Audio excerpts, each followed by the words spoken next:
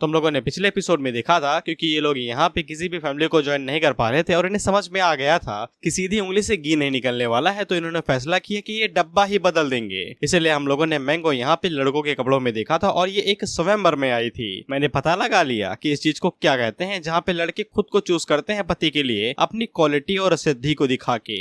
That's called स्वयंवर। भले ही तुम काले गोरे हो, कोई फर्क नहीं पड़ता है, फक पड़ता है। खैर हम लोग मैंग को देखते हैं जो कि इस पूरे स्वयंवर के अंदर डोमिनेट ही कर रही थी। उसने पहले जो भी आए थे उन्हें ढेर कर दिया था, दर्जनों नीचे पड़े हुए थे। अब इसके बाद यहाँ पे एक बंदा आता है जो कि जैक स्पैरो की नाजायज औलाद था और ये कल्टीवेशन वर्ल्ड में आई पैच लगा के घूम रहा है। ये काफी तेजी के साथ मैंग के ऊपर हमला करता तो है, लेकिन मैंग अपनी उंगली के इशारे से इसके कपड़े फाड़ देती है, कच्छा तक नहीं छोड़ता इसका। वो बंदा मैंग से कहता है, मानो भाव जब इतने ही स्ट्रांग हो तो फिर यहाँ पे सीधा उठा ले जाओ ना उस लड़की को। इसके बाद हम लोग मैंग को देखते हैं जो कि जितने भी आ रहे थे उतनों को भाई मारते जा रहे थे, कोई भी उसके सामने टिक नहीं पा रहा था। हम लोग होने वाली दुल्हन को देखते हैं और ये एक्साइटेड होती जा रही थी, वाह मेरा पति इतना ज्यादा स्ट्रांग है, सुहागरात वाले दिन तुम्हें झटका लगेगा बहन, मेरी गारंटी है ये। और इसी तरीके से मैंग यहाँ पे इस स्वयंवर को जीत जाती है और वो ऑफिशियली वो हाउ फैमिली की एक मेंबर बन जाती है। हम लोग सौलो को देखते हैं और इसने पहली बार ऐसी कोई लड़ाई देखी थी जहाँ पे शुरुआत से ही धांधलेबाजी हो रखी हो। और मैंग की इस डब्बा बदलने वाली टेक्निक को देख के सौलो ने भी ये चीज सोची कि उसे भी यहाँ पे डब्बा बदल के देखना चाहिए, इसलिए उसने एक फैमिली को चूज किया और वहाँ पे जाके फॉर्मेशन लगा दी। और एक महीने तक यहाँ पे एक फैमिली के ऊपर बरसात ही होती रही, कोई भी आया भाई वो बादल हट ही नहीं रहे, बरस रहे हैं बस। एक महीने तक परेशान रहे कि ये साला कब तक बरसेगा, किसी ने कढ़ाई में खाना भी नहीं खाया। इसके बाद सालू आई और लोगों की मदद करी, जिसके बाद उसे भी यहाँ पे फैमिली के अंदर ले लिया गया। और ऑफ कोर्स यहाँ पे बाकी अकेडमीज भी थी और उन लोगों ने भी यहाँ पे अलग अलग क्षेत्रों के अंदर झंडे गाड़ लिए। जैसे कि हमारा स्क्वाड लीडर यहाँ पे एक लुटेरा बन गया, आते जाते लोगों को वो तलवार दिखा के कह रहा है कि पैसा दे दो मुझे। निंजा लीडर ने यहाँ पे भिखारी गैंग ज्वाइन कर लिया और वे कटोरा लेके भीख मांग रहे हैं इतनी समय। इसके बाद हम लोग सबसे खतरनाक मैजिकल क्लास को देखते हैं और इन्हें यहाँ पे कुछ भी समझ में नहीं आ रहा था, तो इन्होंने फैसला किया चलो हम लोग चर्च को ज्वाइन कर लेते हैं और इन्होंने नन बनने का फैसला किया। बाय द वे ये बोरों में गन लेके जा रही हैं और जब कुछ महीनों के बाद यहाँ पे कंपटीशन वाला टाइम आया जो कि यार ने इन लोगों के लिए सेट किया था, इसलिए जो भी अकेडमीज थे और उन्होंने जो भी गैंग ज्वाइन की थी उन लोगों को यहाँ पे टेस्ट देने के लिए वापस आना पड़ रहा था। हम लोग स्क्वाड लीडर को देखते हैं जिसने लुटेरी गैंग ज्वाइन की ली थी, वहीं पे निंजा लीडर तो अभी भी भीख ही मांग रहा था और इसे टुकड़े मिल रहे थे। जिसके बाद हम लोग सबसे खतरनाक गैंग को देखते हैं, दी मैजिकल अकेडमी। इन लोगों ने अपना सर मुंडवा लिया था, लेकिन एक चीज अभी भी नहीं छूटी थी, वो थे हथियार। इनके पास अभी भी बजूका और AK-47 थी, ये आ रहे हैं धमाका बजाने के लिए। इसके बाद हम लोग जियांग को देखते हैं जो कि यान को यहाँ पे बता रही थी कि इन लोगों के किंगडम के अंदर यहाँ पे डीमन रैंक के 2 रियलम भी हैं, जो कि अपने वही रियलम है जहाँ पे लैनमिन और जिहाओ हैं। एक घोस्ट रियलम है, एक डीमन रियलम है। या जैसे इन रियलम्स के बारे में सुनता है तो फिर उसे कुछ याद आता है कि मैं कुछ तो जरूरी भूल रहा हूँ, बस उसे अभी भी याद नहीं आता कि उसने 2 बच्चों को छोड़ दिया था जो अभी भी लड़ रहे हैं। एंड नॉडलिंग यहाँ पे जियांग से पूछते हैं कि वो लोग तुम्हें परेशान नहीं करते हैं तो उन्हें कैसे डिफेंड करते होगे। इस पे जियांग आगे से बताते हैं कि वो तो सदियों पहले हमला किया करते थे, जैसे उन लोगों के यहाँ पे नए घोस्ट किंग और डेविल किंग बने हैं तो वो हमें परेशानी नहीं करते हैं, साला जब भी वो मिलते हैं हमेशा लड़ाई शुरू कर देते हैं, इसलिए वो आपस में ही भिड़ते रहते हैं और हमें परेशान नहीं करते। और अब तो इस बात को कई सारे साल हो गए कि उन्होंने कभी इमॉर्टल किंगडम के ऊपर हमला भी किया हो। हालांकि वो आपस में ही लड़ते रहते हैं लेकिन उन्हें कभी भी कोई क्लियर रिजल्ट नहीं मिलता है। जियांग इन लोगों को ये भी बताती है कि इन लोगों की जो पैट्रियार्च है वही डिसेपल जो कि यान को पसंद करती है, वो इनकी फाइट रुकवाने के लिए गई हुई थी, लेकिन जब वो वापस आई तो वो सिर्फ घायल ही थी। इस पे ये दोनों काफी ज्यादा हैरान होते हैं कि वो दोनों क्या इन लोगों से इतना ज्यादा स्ट्रॉन्ग हो गए कि वो यहाँ पे इन लोगों के बिग सिस्टर को भी नहीं हरा पा रहे हैं। ये सारी बातें सुनने के बाद इन दोनों से कहता है कि मैं सबसे पहले घोस्ट एंड डीमन वर्ल्ड जाऊंगा, जिसके बाद में टियानलैंड क्लैन भी जाऊंगा, तुम दोनों यहीं पे रुको। जिसके लिए ये लोग मान जाते हैं। टियानलैंड क्लैन वही है जहाँ पे वो डिसेपल रहती है, इसके बारे में मैंने अभी बात की। इसके बाद अगला सीन 2 दिनों के बाद का होता है, हम इन तीनों को देखते हैं। ये अभी भी यहाँ पे सिग्नल पकड़ाने की कोशिश कर रहे थे, लेकिन इन लोगों के पास BSNL का सिम था, इसलिए मुश्किल से एक डंडी आ जाती है इनके पास। अब मैं इस लड़की का नामकरण करने वाला हूँ क्योंकि इसका नाम बताया नहीं गया, मैं इसे लैंड के बुलाने वाला हूँ। हम देखते हैं कि लैंड डिसेपल उसे पूछती है कि हम बार बार वहाँ पे क्यों जाते हैं जब हम यहाँ पे चैन से रह सकते हैं। इस पे लैंड उसे समझाती है कि तुम कभी भी नहीं समझोगी, वो दोनों ही यहाँ पे टीचर के स्टूडेंट है और वो एक दूसरे को नहीं मार सकते हैं। साले वो हरामी 1 इंच लैंड के लिए आपस में लड़ते रहे और हजारों सालों की लाइफ फोर्स अपनी बर्बाद कर रहे हैं, कुत्ते साले। अगर ज्ञान को इस बारे में पता चला तो वो उन दोनों को डुबा के मार देगा उसी 1 इंच लैंड के अंदर, इसलिए मुझे उन्हें बचाना पड़ेगा, इसलिए बार बार जाती हूँ उनकी फाइट रुकवाने में, लेकिन उनकी लड़ाई के बीच में मैं आके फंसती हूँ और मुझे घायल होना पड़ता है। लैंड की डिसेपल लैंड से पूछती है कि उन लोगों का पैट्रियार्च यानी कि यान कैसा दिखता है, तो लैंड आगे से बता रहे थे कि वो बहुत ही ज्यादा खूबसूरत है और ऊपर से दुनिया के अंदर सबसे ज्यादा स्ट्रॉन्गेस्ट भी है। उसी टाइम पे यान वहाँ पे आता है और पूछता है किसके बारे में बात हो रही है भाई। लैंड की सर्वेंट उसे नहीं पहचानती है, लेकिन लैंड जैसे ही यान को देखती है तो वो भागते हुए उसके पास चली जाती है और यान से पूछती है कि आप यहाँ पे क्या कर रहे हैं। यान आगे से कहता है कि मैं उन 2 गधों से मिलने वाला था, लेकिन तुम्हारा घर पास में था, यहाँ पे चला आया। लैन यान को यहाँ पे सीट के ऊपर बैठाती है और अपने मन के अंदर यही सोचती है कि यान को इस बारे में ना ही पता चले तो ही बढ़िया है कि वो दोनों कुत्ते सिर्फ 1 इंच लैंड के लिए आपस में लड़े मरे जा रहे हैं। इसके बाद इन दोनों के बीच में यहाँ पे जिया और लैनमिन को लेकर बात होने लगती है। यान आगे से कहता है कि मुझे उनके लिए बुरा लग रहा है, तो लैन उसके कंधे दबाते हुए कहती है कि उनके बारे में आपको बुरा लगने की जरूरत नहीं है, वो दोनों अभी भी छोटे हैं। अब उसी टाइम पे हम लोग देखते हैं कि वहाँ पे एक और डिसेपल आता है, वो पट्टी वाला याद होगा ना तुम्हें, उसका नाम युआन है। वो यहाँ पे लैन से मिलने के लिए आया था क्योंकि लैन इनके युआन फैमिली की जो स्पिरिट माइन थी उसे दबादब लूटे जा रही थी। ये लोग मना भी करते हैं कि अंदर एक इंपॉर्टेंट गेस्ट आया हुआ है, लेकिन युआन नहीं मान रहा था। वो आगे से कंधे भीजते हुए कहता है कि आज जो भी मेरे सामने आएगा घुटनों पे ही बैठेगा अगर लैन मुझसे आज बात नहीं करती है। लेकिन उसकी नजर जैसे ही यहाँ पे यान के ऊपर पड़ती है तो वो अपने घुटनों पे आ जाता है। लैन उसे छुड़वाती है तो यान यहाँ पे युआन से कहता है कि चिंता ना करो, जब टाइम आएगा तो फिर मैं तुम्हें एक स्पिरिचुअल आइटम दे दूंगा। इससे युआन काफी ज्यादा खुश हो जाता है। इसके बाद लैन अपने पास से एक पेपर निकालती है और वो यान को देते हुए कहता है कि ये क्या चीज है मास्टर, यार मुझे कुछ समझ में नहीं आ रहा है, गौर से देखिए आप। इसके बाद जब यान उस चीज को देखता है तो वो लैन से कहता है इसे तुम क्या मैं भी नहीं समझ पाऊंगा, इसमें मैथ क्वेश्चन लिखी हुई है, वो भी पता नहीं किसकी, और अगर तुम मैथ के कीड़े हो ये रहे क्वेश्चन, जाओ सॉल्व करके आओ, मुझे कमेंट में बता देना इसका आंसर क्या है। हम इन दिनों को देखते हैं और इन्हें कुछ घंटा समझ में नहीं आ रहा, ये भी मेरी तरह सॉरी मैथ में मैं स्ट्रॉन्ग था, अब कुत्ते के बराबर हो गया, 20 रुपए जोड़ने के लिए भी फोन इस्तेमाल करना पड़ता है। यानी यहाँ पे लैन से पूछता है कि उसको ये मिला कहाँ पे। लैन बताती है कि उसे इस दुनिया के अंदर आए हुए ज्यादा टाइम नहीं हुआ था, लेकिन किसी ने सीक्रेटली उसके रूम के अंदर तीर से ये चीज भिजवा दी थी। यान उसे देखते हुए कहता है कि इसके बारे में मुझे भी कुछ समझ में नहीं आ रहा है। उसी टाइम पे युआन आगे बढ़ता है और वो यान को बताता है कि आपको याद है कि आपने उन वैम्पायर्स के साथ में फाइट की थी जो आपको गॉड बुला रहा था, होप की बात हो रही है, क्या आपको लगता है कि ये रेलिक वहां से बिलोंग करता है जहाँ पे आप पहले रहा करते थे, दी हेवनली रियलम। यान अपने मन के अंदर सोचता है कि उसे ऐसा नहीं लगता है। लैन लोगों को बताती है कि उसने इस इक्वेशन को सॉल्व करने की कोशिश की, लेकिन ऐसा लगता है कि उसे यहाँ पे कोई दूसरा फॉर्मूला लगाना पड़ेगा। इस पे ये लोग यहाँ पे लैन की तरफ हैरानी से देखते हैं, तो लैन उसे कहती है ऐसे क्या देख रहे हो अभी। इस पे युवान आगे से चिल्लाते हुए कहता है कि तुम इस चीज को पढ़ भी पा रहे हो, ये हमारी दुनिया से नहीं है, तुम इसे सॉल्व कैसे कर सकती हो। लैन आगे से बताती है उसे लगा कि ये कोई ट्रेजर मैप हो सकता है जो जैन उसके लिए छोड़ के गया है, नहीं तो वो कभी भी अपना टाइम वेस्ट न करती ऐसे कैलकुलेशन और मैथ सीखने के मामले में। हम देखते हैं कि यान खड़ा हो जाता है तो ये लोग घबरा के पूछते हैं जा रहे हो क्या। यान आगे से बताता है कि हाँ मैं जा रहा हूँ। वो लोग कहते भी हैं कि कोई नादान बालक हो सकता है जो कि प्रैंक करने की कोशिश कर रहा हो। यान आगे से कहता है जो भी हो, अगर प्रैंक करने वाला प्रैंक करता है तो मैं उसके साथ प्रैंक कर दूंगा, उसे दुनिया से मिटा के, और उसे हॉलो अर्थ में भेज दूंगा जहाँ पे कॉन्ग अपने दांत साफ करवाएगा उससे। खैर इसके बाद यान अपना रूप परिवर्तन करता है और जल्दी से छोटे से बड़ा हो जाता है। ये लोग पीछे से यान को यहाँ पे रोकने की कोशिश कर रहे थे, उसे लालच देते हुए खाना है, पानी है, नहाना है, धोना कुछ भी करके जाओ, लेकिन यान नहीं रुकता, वो तुरंत यहाँ से निकल जाता है। इसके बाद अगला सीन कुछ भिखारियों का होता है जो कि डंडा लेके कटोरा लेके चल रहे थे भीख मांगते हुए, और इन्हें जैसे ही पता चलता है कि यान यहाँ से जा चुका है तो ये लोग कटोरा फेंक देते हैं। ये कहते हुए कि साला मैं सन ऑफ गॉड हूँ, मैं भगवान का पुत्र हूँ यार, साला यहाँ पे हजारों सालों से जी रहा हूँ डर के अंदर कि कोई आगे मुझे मार ना दे। इस पे दूसरा वाला उसे समझाता है कि वो लोग यहाँ पे टाइम वेस्ट नहीं कर सकते हैं। उनके फादर ने उन्हें बताया है कि यहाँ पे ब्लैक एंड व्हाइट आर्कमेज वही वाले जिनके बारे में डुआर्फ ने बताया था इस दुनिया के अंदर ही रिजरेक्ट यानी दोबारा पैदा होंगे और इन लोगों को उन्हें पकड़ना पड़ेगा। इन दोनों को याद कर लो, ये आर्कमेज से अलग कैरेक्टर है, तुम्हें पता चल जाएगा थोड़ी देर में। इसके बाद अगला सीन एग्जामिनेशन एरिया का होता है जहाँ पे हम लोग देखते हैं कि टियान लैन क्लैन की तरफ से कई सारे डिसेपल्स आए थे जो कि कैंडिडेट्स को यहाँ पे वेलकम कर रहे थे। हम लोग देखते हैं कि बैंक की ब्रेड अभी भी उससे चिपकी हुई थी और साउलू उन्हें घूरे जा रहे थे, इनके बीच में कुछ चल तो नहीं रहा है। और उन्हीं के पीछे हम लोग स्क्वाड लीडर और निंजा लीडर को देखते हैं जो कि गला फाड़ के मैजिक एकेडमी की लड़कियों के ऊपर हंस रहे थे कि ये कहते हैं टकली आ गई टकली। और उन लोगों के पीछे हम लोग यहाँ पे ऑथर का पोस्टर और साथ ही में लैंडमिन और जिहाओ के चेलों को देखते हैं जो कि जगह को चेक करने के लिए आए थे, और इनकी नजर यहाँ पे चंगो मंगो के ऊपर अटकी हुई थी क्योंकि इन दोनों ने वही ड्रेस पहन रखी थी जो जिहाओ और लैंडमिन ने पहनी हुई थी। चंगो मंगो की नजर भी इनके ऊपर पड़ जाती है। हम लोग जिहाओ को देखते हैं जो कि क्रिस्टल बॉल से इन्हें ही देख रहा था और वो जैसे इन्हें देखता है तो खुशी के मारे रोने लगता है। चंगो मंगो को जिहाओ को मिस करे हुए ज्यादा दिन नहीं हुए थे, 1 ही 2 महीने हुए थे, तो उनका रिएक्शन नॉर्मल ही था कि साला तुम तो 2 महीने गायब ही रहे थे, हमें लगा कि तुम मर गए यार। लेकिन जिहाओ के इमोशन अलग ही लेवल थे क्योंकि उसने 600 साल से इन लोगों को देखा तक नहीं था, इसीलिए वो खुशी के मारे रोने लगता है। ये कहते हुए कि टीचर आप बहुत ही ज्यादा क्रूर हैं।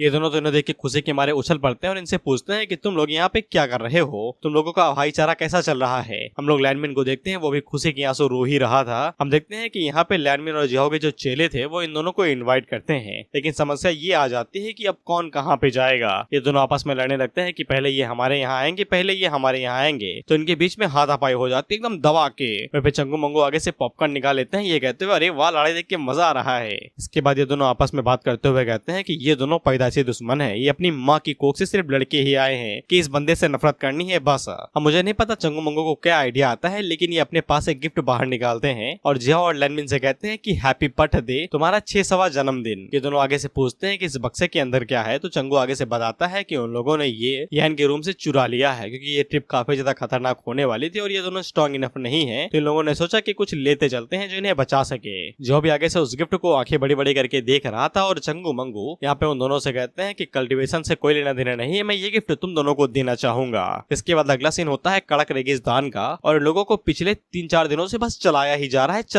रहा है, मंजिल नहीं पता, बस चले जा रहे हैं ये लोग। ये आगे से तड़पते हुए कहते हैं कि हमें मार के यही दफना दो, लाश बन के पेड़ बन के बरसूंगा, जाना कहाँ है पता नहीं, प्यास के मारे मरे जा रहे हैं हम लोग। सोलो भी आगे से क्लैन के इनर डिसाइपल से पूछती है कि वो लोगों को कितने दूर जाना पड़ेगा भाई, कैपिटल कहाँ है किंगडम का। इस पे इनर डिसाइपल आगे से कहता है कि ज्यादा दूर थोड़ी नहीं है, बस 400 मिलियन किलोमीटर दूर है। सोलो की आगे से आंखें बाहर आ जाती हैं। हम लोग मंग के दुल्हन को देखते हैं, वो आगे से रोने लगती है, ये कहते हुए ए जी इतनी दूर कैसे जाएंगे हम लोग बिना पानी के, साला वीडियो फनी बनाने के चक्कर में एक दिन मैं खुद को बेच दूंगा। खैर सोलो यहाँ पे झटके से मरती कि उससे पहले इनर डिसाइपल उसे कहता है कि चिंता ना करो यार, आगे ही टेलीपोर्टेशन फॉर्मेशन है, इसकी मदद से हम लोग एक झटके के अंदर ही पूरा ट्रेवल क्लियर कर लेंगे। इसके बाद अगला सीन टेलीपोर्टेशन एरिया का ही होता है और वो लोग उन्हें समझा रहे थे कि जैसे वो लोग इस टेलीपोर्टेशन एरिया का इस्तेमाल करेंगे तो एक झटके के अंदर एक कैपिटल के पास पहुंच जाएंगे। लेकिन सोलो को यकीन नहीं हो रहा था, उसे शक हो रहा था कि इसमें कुछ तो गड़बड़ हो सकती है। लेकिन सभी लोग आगे जा रहे थे तो वो लोग भी आगे से वो सारे फॉर्मेशन के अंदर चले जाते हैं। लेकिन इस टेलीपोर्टेशन एरिया को काफी ज्यादा टाइम लगेगा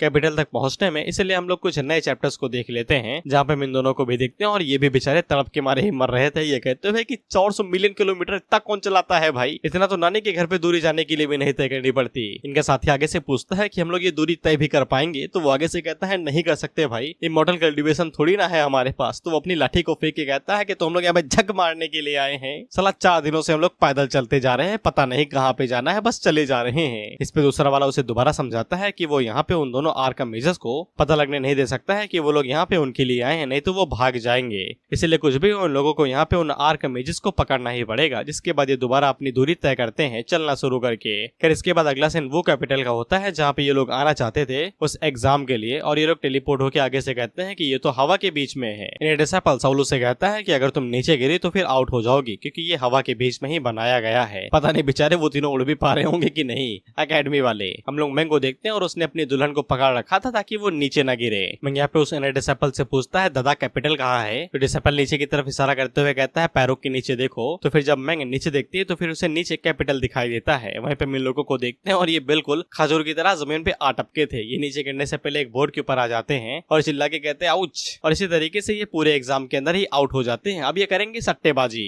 हम देखते हैं कि यहाँ पे भी ऑडियंस इकट्ठा हो गई थी जो कि यहाँ पे इन लोगों को चीयर कर रहे थे। मैंग उनसे पूछती है कि ये नवाबजादे कौन है, तो इन्हें डिसाइपल आगे से बताता है कि ये ऑडियंस है जो कि यहाँ पे मैच देखने के लिए आई है, हम मरेंगे और ये मजा लेंगे।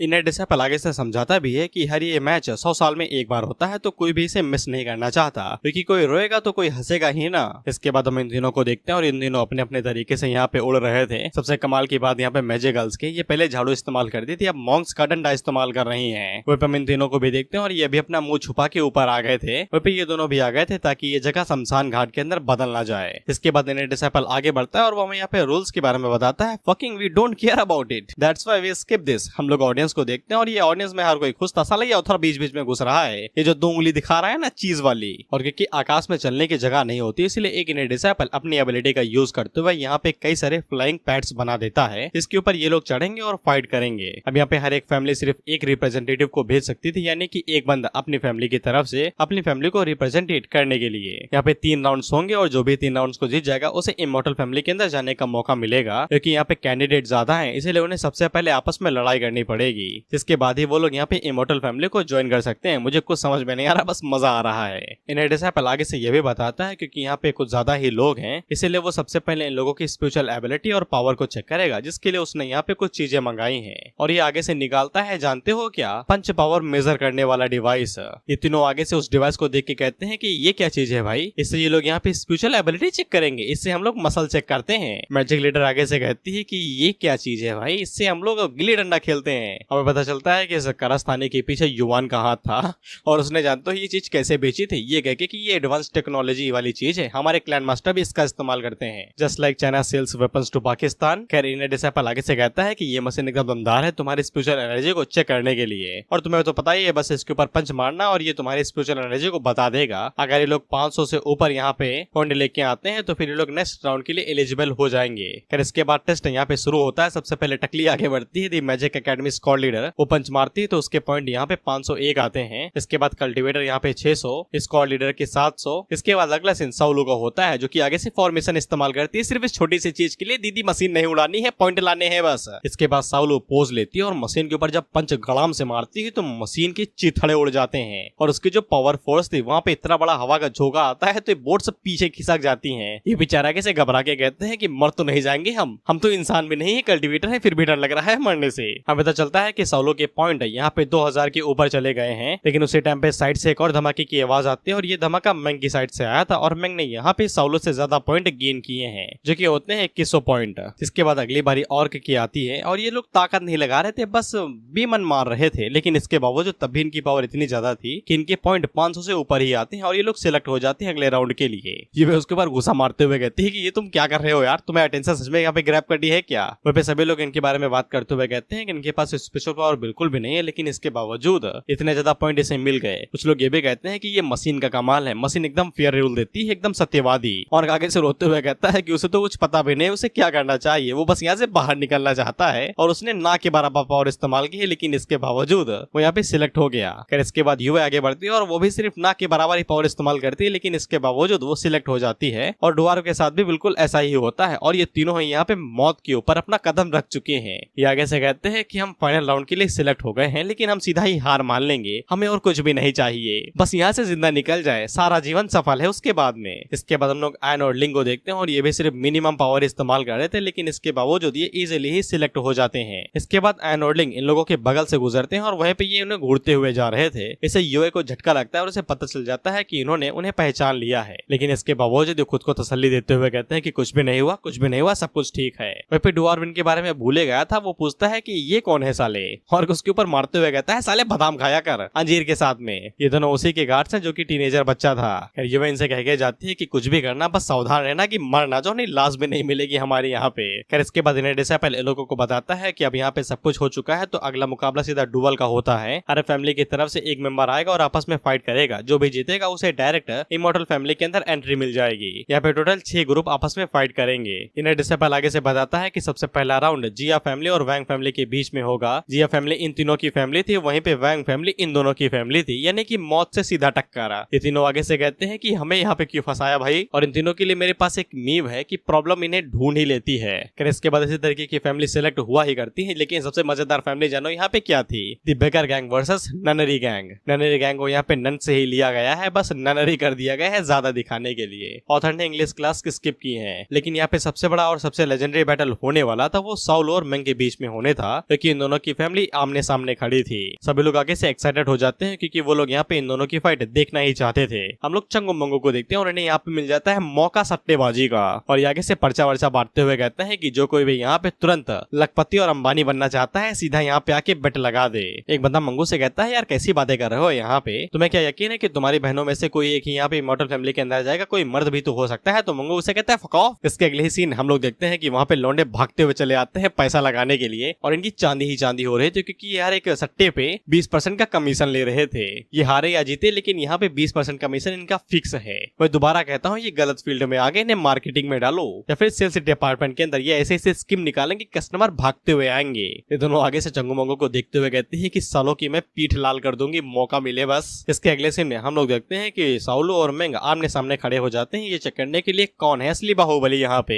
हम लोग इन्हें डिसेपल्स को देखते हैं और इन्हें पहले ही पता था कि दोनों में से एक ना एक फाइनलिस्ट होने ही वाला था, इसलिए अच्छा हुआ कि ये लोग पहले ही लड़ रहे हैं, तो यहाँ पे सब कुछ पहले ही डिसाइड हो जाएगा। अब इसके बाद उन्हीं में से एक इन्हें डिसेपल मंगो के पास जाता है और उसे पूछता है कि तुम लोग सीमी क्लैन से हो ना, तो मंगो आगे से कहता है हाँ, लेकिन हम लोग प्रोफेशनल जुआरी हैं, लड़ाई दंगा हमारा काम नहीं है, हमारा काम है लोगों को स्कैम करके पैसा बनाना। फिर इसके बाद मंगो यहाँ पे उस इनर डिसेपल को साउलू और मेंग के बारे में सब कुछ बताने लगता है, और उन दोनों के बारे में हमें सब कुछ पहले से ही पता है, तो जानने की कोई जरूरत नहीं है। साउलू अपने यहाँ पे मास्टर ऑफ मैजिक है, वो कोई भी फॉर्मेशन एक झटके के अंदर बना सकती है सिर्फ एक बार देखने से। वहीं पे मेंग अपनी अपनी प्रोफेशनल शॉट्स वुमन है वो कोई भी शॉट टेक्निक काफी इजीली सीख सकती है काफी ज्यादा कम टाइम के अंदर। इन्हें डिसाइपल यहाँ पे मंगू से पूछता है कि मुझे एक चीज बताओ, क्योंकि तुम लोग एक ही क्लान से हो तो फिर क्या हम लोगों को देख के यहाँ पे तुम लोग पूरी ताकत से नहीं लड़ोगे क्या? तो मंगू आगे से कहता है कि चिंता ना करो, हमारी एकेडमी का सिर्फ एक ही नियम है कि अगर लड़ाई करनी है तो करो, नहीं तो ना करो, लेकिन जब भी करो तो पूरी दम लगा के करो। इसीलिए अगले सीन में हम लोग देखते हैं कि साउलू पूरा दम लगाती है और एक झटके के अंदर ही मैंग के ऊपर हमला कर देती है, लेकिन मैंग पलक झपकते ही उसके पार निकल जाती है स्लैश मारते हुए, लेकिन वो सिर्फ साउलू का एक इल्यूजन था। उसी टाइम पे साउलू साइड से बाहर निकलती है और मैंग के ऊपर एक जोरदार अटैक करती है जिससे नीचे की जमीन सैटर हो जाती है, लेकिन मैंग उसे ब्लॉक कर लेती है। लेकिन साउलू शायद से अर्थ ग्रेविटी फॉर्मेशन का इस्तेमाल कर रही थी, इसीलिए जिस प्लेट के ऊपर वो लोग फाइट कर रहे थे वो आपस में उन्हें जोड़ देती है, जिससे मैंग बीच में ही दब जाती है। सभी लोगों के आगे से पैंट गीली हो जाती है। वो आगे से कहते हैं कि ये पक्का बच्चे ही है ना, ये लोग पक्का यहाँ पे रिफाइनमेंट स्टेज पे ही है ना, साले ये कैसे लड़ रहे इतनी ज्यादा पावर रिलीज करते हुए। और क्योंकि यहाँ पे मैंग के कपड़े इधर उधर हो गए थे इसलिए सभी लोगों को पता चल जाता है कि मैंग एक लड़का नहीं एक लड़की है। सबसे पहला झटका यहाँ पे ब्रेड के फादर को लगता है और दूसरा ब्रेड को लगता है और ये दोनों ही बेहोश हो जाते हैं। हम लोग मैंग को देखते हैं जो कि बाहर निकलती है और आगे से अपनी सॉर्ड को खून पिलाती है, जिसके बाद वो आगे से हेवनली सॉर्ड डिवोरिंग ब्लड का इस्तेमाल करती है। इन्हें डिसाइपल आगे से पूछता है दादा ये कौन सी टेक्निक है? इस टेक्निक की वजह से इतने ज्यादा फोर्स रिलीज हो रहे थे कि ये पीछे खिसकते हुए जा रहे थे।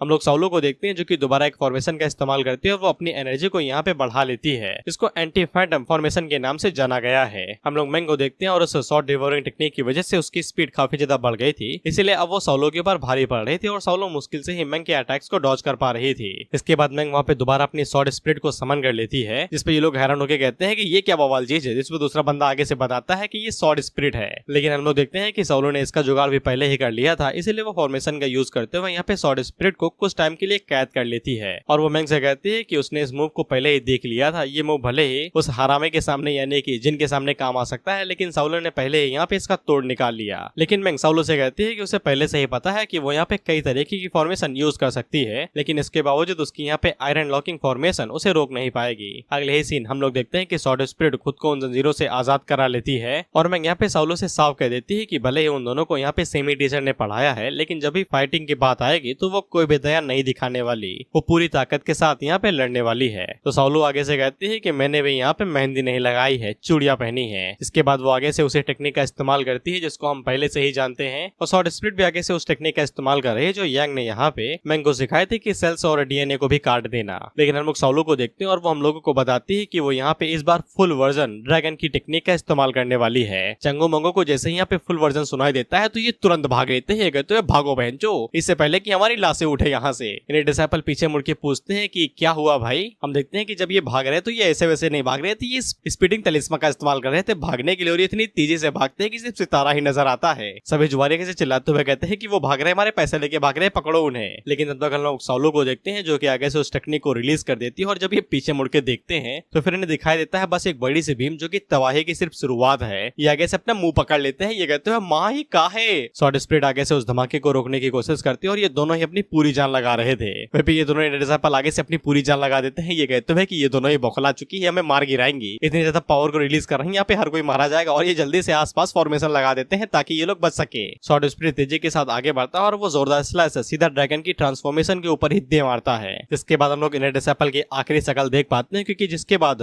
वहाँ पे होता है सिर्फ धमाका, वो भी बहुत बड़ा धमाका। ये एक सेकंड के लिए धमाके को देखते हैं और अगले ही सेकंड इनके कपड़े फट जाते हैं और वहाँ पे जो भी लोग बचे हुए थे वो आगे से कहते हैं मार दो हमें। इसके बाद जिस जगह पे एग्जाम हो रहा था वो जगह ही एक झटके के अंदर मिट जाती है। ये लोग दूर से अपनी जान बचा के आ जाते हैं और बोर्ड के ऊपर लटकते हुए कहते हैं कि पूरा एग्जामिनेशन लोकेशन ही गायब हो गई। इसके बाद चंगो मंगो अपने पास से अगरबत्ती निकालते हैं और आगे से सभी जुआरियों के लिए प्रार्थना करते हुए कहते हैं कि सभी जुआरियों की आत्मा को शांति मिले, चिंता ना करो, हम तुम्हारे पैसों का इस्तेमाल अय्यासी और लौंडा लाश में भरपूर करेंगे।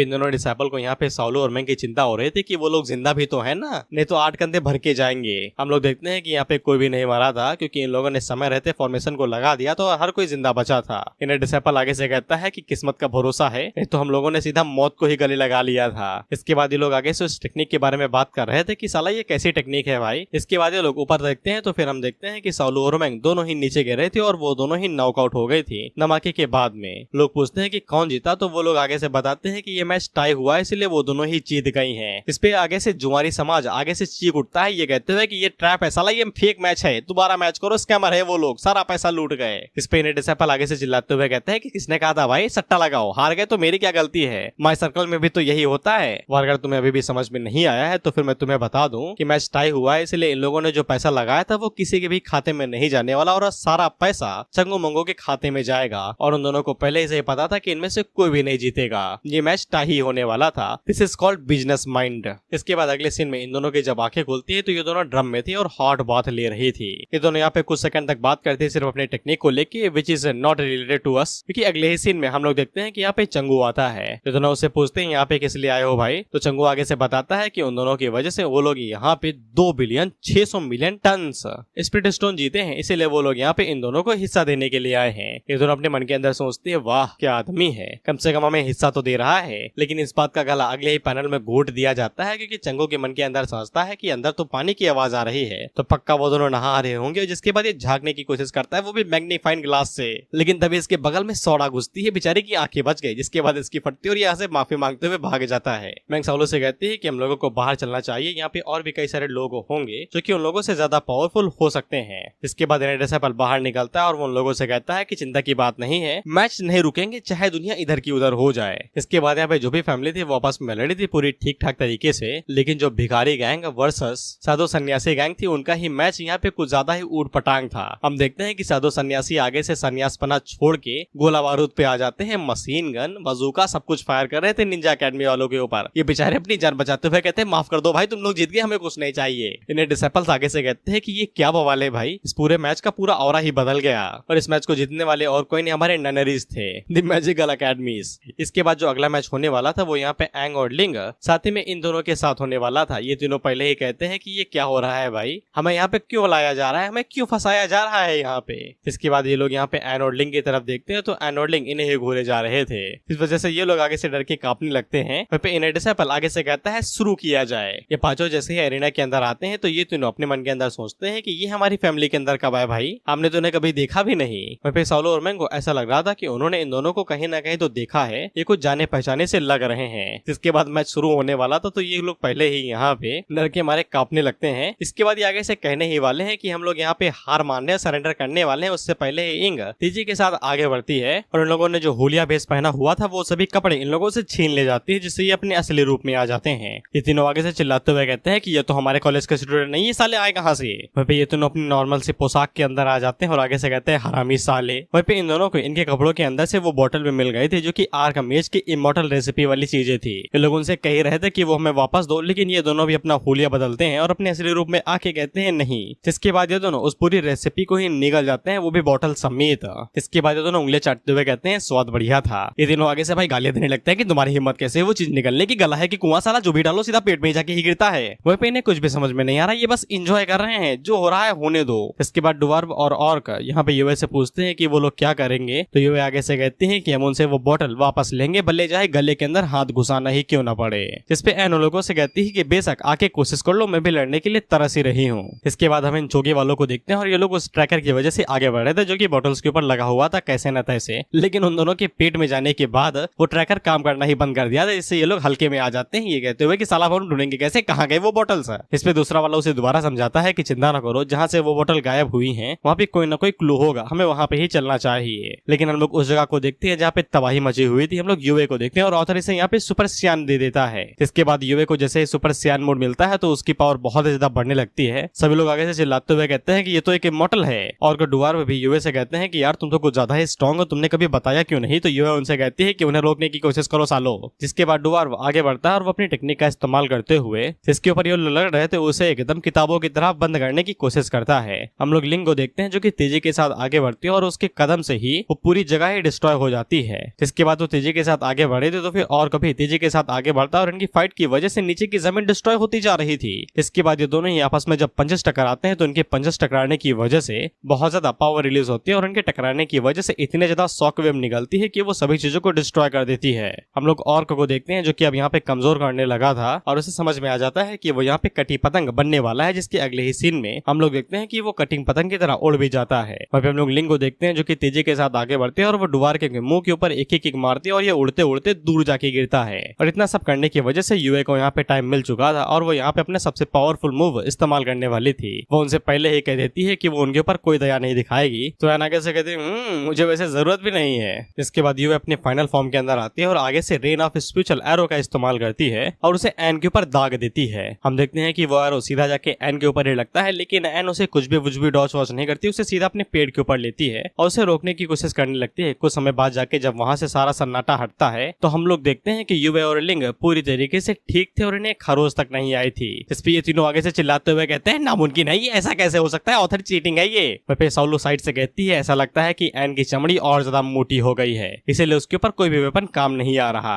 इसके बाद ये दोनों इन लोगों से कहते हैं कि अब हमारी बारी, तो इनकी फटते हैं और ये तुरंत यहाँ से भाग लेते हैं। वह डुवार्व युवे से पूछता है कि अब हम लोग आगे क्या करेंगे, तो युवे आगे से बताती है कि बाकी लोगों को ज्वाइन करेंगे। हम देखते हैं कि ये दोनों उनके पीछे जाने की कोशिश करते हैं, लेकिन उड़ान के बीच में इन्हें नींद आती है और ये एक झटके के अंदर ही सो जाती हैं। ये दोनों भागते हुए उनके पास जाती हैं तो फिर उन्हें पता चलता है कि ये सिर्फ नींद में है और कुछ भी नहीं। हम इन तीनों को देखते हैं जहाँ पे डुवार्व युवे से पूछता है कि सलाम इस दुनिया से बाहर निकल तो नहीं पा रहे, जब उन्हें बाकी लोगों को ज्वाइन कैसे करेंगे। इस पे युवे आगे से बताती है कि टैंक को कोई तरीका मिल चुका है जिससे हम लोग बाहरी दुनिया से कांटेक्ट कर सकते हैं। मैं उनसे कहूंगी कि वो हमारी मदद करने के लिए आए। इसके बाद दोनों उड़ते उड़ते उस रेगिस्तान वाले इलाके में आ जाते हैं जहाँ पे इनकी भी हालत मरने की माफिक हो रखी थी। ये बस चलते जा रहे थे, इन्हें ऐसा लग रहा था कि ये चलते सीधा सीधा स्वर्ग में ही पहुंचेंगे और कहीं नहीं जाएंगे। फिर इनके सामने जब इनके लीडर्स आते हैं तो ये काफी ज्यादा खुश हो जाते हैं और खुशी के मारे रोने लगते हैं। और टैंक युवे से खुश होकर पूछती है कि हम लोग जा रहे हैं ना, हम लोग जा रहे हैं ना यहाँ से। लेकिन युवे आगे से बताती है कि नहीं, हम लोग बाहर नहीं जा सकते हैं, रेसिपी को ले लिया गया है और जब तक वो हमें वापस नहीं मिलती हम लोग यहाँ से नहीं जाएंगे। इसके बाद वो टैंक से फोन मांगती है और फोन के ऊपर नंबर डालते हुए कहती है कि साले इमॉर्टल कल्टीवेटर्स, तुम्हारी हिम्मत कैसे में मुझे बुली करने की, अभी बताती हूँ मैं तुम्हें कि कौन हूँ मैं। इसके बाद अगला सीन सीधा डुवार्व किंगडम का होता है, हम जहाँ पे हम लोग डुवार्व किंग को देखते हैं। ये भी आगे से सत्ते में था कि साला 1 महीना बीत गया, अभी तक कोई मैसेज क्यों नहीं आया। उसी टाइम पे एक बंदा भागते हुए आता है कि मैसेज आ गया मालिक। इसके बाद ये लोग आपस में बात करते हैं। वहीं पे डुवार्व किंग काफी ज्यादा खुश हो जाता है कि इन लोगों को ब्लैक एंड व्हाइट बॉटल्स मिल चुकी हैं, भले वो किसी और ने ले ली। वहीं पे ऑर्क किंग से हमें पता चलता है कि वो जो काली बॉटल्स के अंदर पेपर हैं वो कोई रेमेडी या फिर रेसिपी नहीं है, बल्कि खुद ही the black and white arch mages हैं। इस पे ऑर्क किंग आगे से कहता है कि तैयारी करो, हम लोग वहाँ के लिए निकल रहे हैं। इसके बाद हम लोग एल्फ क्वीन को भी देखते हैं और उसे भी जैसे ही पता चलता है तो ये भी निकलने की तैयारी कर लेती है। जिसके बाद हम लोग देखते हैं कि ये सभी लोग अपनी पूरी आर्मी लेते हैं, आर्मी क्या भाई पूरा जत्था ले लेते हैं, कोई भी बंदा नहीं बचा इनके क्लैन के अंदर। जिसके बाद ये सभी इमॉर्टल एकेडमी के लिए निकल जाते हैं और वहां से टेलीपोर्ट होके सीधा पेंटिंग वर्ल्ड के अंदर घुस जाते हैं। साइड से लोग देख रहे थे, वो आगे से कहते हैं कि ये इमॉर्टल एकेडमी के अंदर क्या हो रहा है भाई, कहीं नया बवाल तो नहीं होने वाला। जिसके बाद हम लोग यान को देखते हैं जो कि किसी डीप गैलेक्सी के अंदर था, स्पेस वाली, जहाँ पे यान एक हेयर सोलन के अंदर आया था जो कि डिवाइन रियलम के अंदर था। उसी टाइम पे वहाँ पे कुछ पुलिस वाले आते हैं उड़ती हुई कार पे, जो कि यान से कहते हैं कि ये आदि मानव बाबा कौन है भाई, कभी तुमने बाल नहीं कटवाए क्या, ये बाल कटवा के आओ यहाँ पे, जल्दी जाओ। क्योंकि कल्टीवेटर्स के लिए उनके बाल काफी ज्यादा कीमती होते हैं जो कि उनकी कल्टीवेशन को दर्शाते हैं। इसीलिए यान को गुस्सा आ रहा था और वो उससे कहता है कि तू मरेगा। इसके बाद अगला सीन पेंटिंग वर्ल्ड का होता है जहाँ पे हम लोग देखते हैं कि ये दोनों सो गए थे तो ये उन्हें कंधे पे लाद के वर्ल्ड के कैपिटल के पास लेके आए थे, जहाँ पे इनकी आंखें बाहर आ जाती हैं क्योंकि यहाँ पे किंग सन के पैर धो के साफ कर रहा था। यहाँ पे सिचुएशन पूरी तरीके से ऑकवर्ड हो जाती है। अब इसके बाद सन उन दोनों को चेक करती है और वो आगे से कहती है कि इन दोनों ने क्या खाया भाई, इनके पेट में तो कुछ भी नहीं है, ये चाहे लोहा खाए कच्चा तेल खाइए फिर भी ठीक रहते हैं, क्या खाया इन्होंने। इसपे सालू आगे से बताती है कि 2 बोतलें कांच वाली। इसके बाद हम लोग देखते हैं कि यहाँ पे इनर डिसाइपल्स आते हैं जो कि मैंग से पूछते हैं कि तुम इन दोनों गार्डियंस को जानती हो क्या। तो मैंग आगे से बताती है कि ये हमारे ही गार्डियंस है, हमारे ही क्लैन से हैं। इसके बाद वो आगे से घबराते हुए कहता है कि तुम्हारे 2 गार्डियंस ने वहाँ पे उन लोगों के साथ फाइट करी थी, वो क्या यहाँ पे वापस आएंगे अपने सभी लोगों को लेके, वो सभी इमॉर्टल्स होंगे। इसलिए मैंग यहाँ पे इनर डिसाइपल से पूछती है कि सिस्टर लैन और ब्रदर युआन कहाँ पे हैं, वो लोग कहाँ पे गए हुए हैं। इस पे इनर डिसाइपल आगे से हैरान होते हुए कहता है कि तुम उन्हें भी जानती हो। इसके बाद ये अपने घुटनों पे आ जाता है, ये कहते हुए माफ कर दो भाई, मैंने तुम्हें पहचाना नहीं, प्लीज मुझे मारना नहीं। मैं उसे कहती है ड्रामा छोड़ो, ये बताओ कि वो दोनों गए कहाँ पे, हमें उनकी सबसे ज्यादा जरूरत है इस टाइम पे। इस पे इनर डिसाइपल आगे से बताता है कि उसे पता ही नहीं कि वो लोग कहाँ पे गए हुए हैं, वो साले हमेशा स्पिरिचुअल स्टोन्स के ऊपर ही लड़ते रहते हैं, पता नहीं इस टाइम पे कहाँ होंगे। इस पे मैंग के पैरों तले जमीन खिसक जाती है कि अब उनके यहाँ पे बहुत ही ज्यादा बुरे लगने वाले हैं और कोई भी उनकी मदद करने के लिए यहाँ पे नहीं है। और वो यही सोच रहे थे कि वो तीनों है कौन। तो फिर साइड से मैजिक स्क्वाड लीडर आगे से बताती है कि वो ड्वार्फ, इल्फ और बीस्ट मैन है, दी ऑर्क, और वो तीनों ही ग्रेट ट्राइब से आते हैं। मैम पूछती है कि तुम्हें इस बारे में कैसे पता है। तो मैजिक का लीडर आगे से बताती है कि उन्हें हिस्ट्री की बुक में पढ़ा हुआ है कि उनके बारे में काफी ज्यादा इन्फॉर्मेशन दी गई है। उन दोनों बॉटल्स के अंदर जो भी रेसिपी थी वो उनकी मैजिक एकेडमी के लिए काफी ज्यादा जरूरी ट्रेजर्स थे, और अगर हिस्ट्री में लिखी हुई बातें बिल्कुल सच है तो फिर वो कभी भी यहाँ पे किसी को भी वो वास यानी कि बॉटल्स नहीं लेने देंगे। इस पे चंगो मंगो एक दूसरे की तरफ देख के कहते हैं कि भागो।